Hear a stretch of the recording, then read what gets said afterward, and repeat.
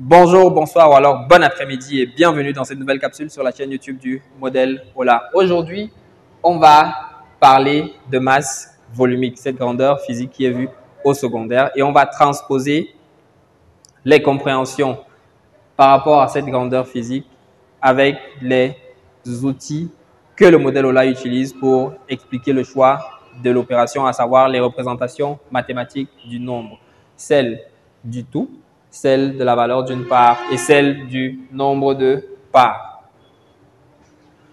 Avant de passer à la transposition, on va bien entendu expliquer ce que c'est que la masse volumique. La masse volumique, c'est une grandeur physique qui caractérise la quantité de matériaux, bien la quantité de substance par unité de volume. Disons que nous avons une pépite d'or. Une pépite d'or pour laquelle la masse volumique euro est de 20,5 grammes par centimètre cube. Ça veut dire que lorsque nous avons 1 centimètre cube de cette pépite, la masse est de 20,5 grammes. Pour cette même pépite d'or, on nous a donné son volume qui est de 16 centimètres cubes. Donc, on sait que pour un seul centimètre cube, la masse est de 20,5 grammes. Et là, on en a 16. Donc, on a 16 centimètres cubes. Déjà, transposons ça directement à ce que nous avons au niveau du modèle Ola pour faire le choix de l'opération. Lorsqu'on sait que la masse volumique représente la quantité de substance par unité de volume, donc pour une unité de volume, ça veut dire que la masse volumique, ce sera quoi? Ce sera la valeur d'une seule part. Donc, ça, c'est la masse pour 1 centimètre cube. On va mettre ça ici, 20,5 grammes par centimètre cube. Ensuite, ça signifie quoi? Ça signifie que chaque part, donc chaque centimètre cube, donc ça c'est une seule part, 1 centimètre cube, va avoir cette même masse-ci, pardon, à savoir 20,5 grammes. Bon, à chaque fois, ça sera 20,5 grammes, 20,5 grammes, 20,5 grammes. Maintenant, on a le volume, 16 centimètres cubes. Les 16 centimètres cubes vont représenter quoi? Le nombre de parts. Mathématiquement, ce sera le nombre de parts. Et donc, on aura ici 16 parts. On ne peut pas toutes les représenter. Donc, n ici, là, sera 16 parts. Pour avoir donc la masse qui est le tout, la masse sera le tout, donc la quantité de masse totale pour 16 centimètres cubes. On fera, c'est notre tout ici qu'on ne connaît pas,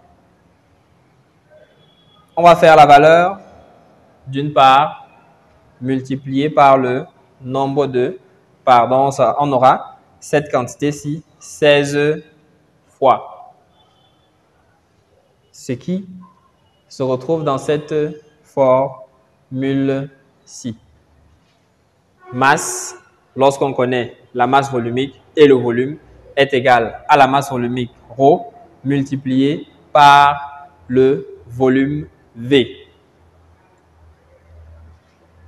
Ça va donc faire masse est égal à la valeur d'une part, soit ρ, 20,5 grammes multiplié par le nombre de parts, à savoir 16 parts. Ce qui va nous faire très exactement 328 grammes de matériaux. Donc ça, c'est notre tout. 328 grammes.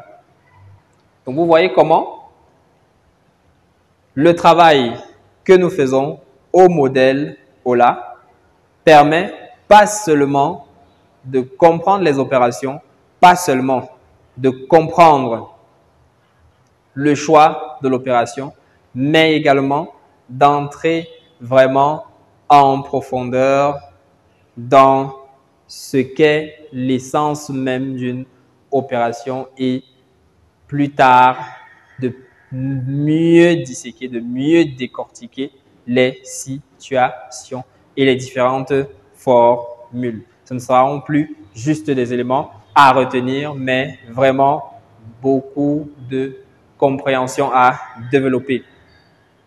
On peut poursuivre, on peut élargir avec les deux formules là, à savoir la formule de la masse volumique, soit ρ, qui est masse divisée par volume, et du volume qui est masse divisée par masse volumique, ρ. Ici, la masse volumique, on a dit, c'était quoi? C'était le nombre, c'était la valeur d'une part. Donc, la quantité de masse pour une seule unité de volume.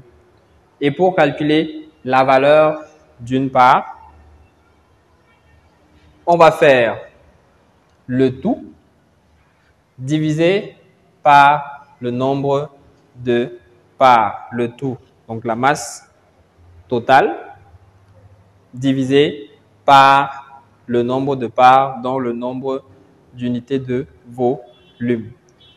Et pour le volume, qui est le nombre d'unités de volume et le nombre de parts, on va faire le tout divisé par la valeur d'une seule part. Donc là est représenté les deux cas dans lesquels on fait une division et les deux cas que nous voyons au modèle OLA et au primaire dans lesquels on va effectuer une division.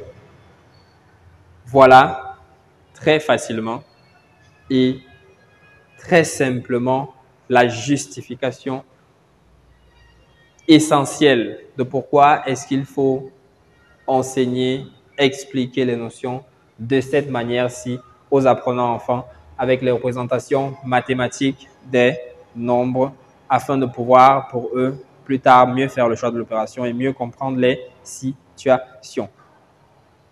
On vous dit à la prochaine, mais avant, abonnez-vous, activez la cloche de notification pour ne manquer aucune de nos autres capsules et laissez un avis en commentaire. Ça permet toujours d'améliorer les choses. Merci à vous. Prenez soin de vous, prenez soin d'eux. Faisons en sorte que les choses s'améliorent pour nos apprenants, pour nos enfants et que la qualité de l'éducation soit encore et toujours meilleure. Bye.